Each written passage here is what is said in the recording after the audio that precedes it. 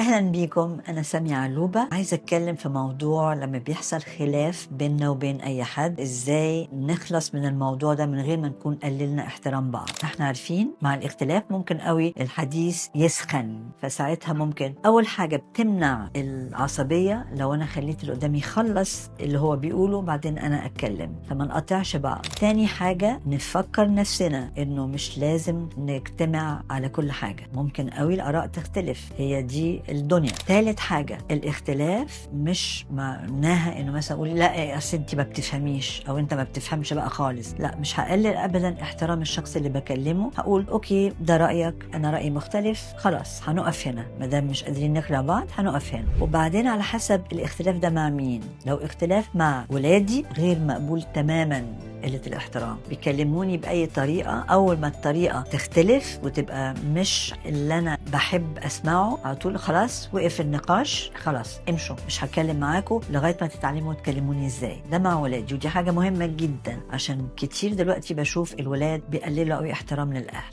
لو مع حد في الشغل على حسب أنا المديرة ولا هو المدير. لو هو المدير طبعا احترام، لا يمكن أقول ألفاظ غير لائقة، وفي نفس الوقت هسكت، خلاص هضطر أسكت لأنه هو مديري، مش شرط هقول لأن أنا موافقة طيب خلاص هحترم الاختلاف. ده اللي ممكن أقول، هحترم اختلاف الرأي. لو أنا المديرة ولقيت إنه اللي أنا بديره بيقلل من احترامي، هقول معلش اتفضل انسحب دلوقتي، لما تعرف تكلمني إزاي نكمل النقاش. في كل وضع لازم نعرف إزاي ننهي الموضوع من غير ما نقلل احترام بعض.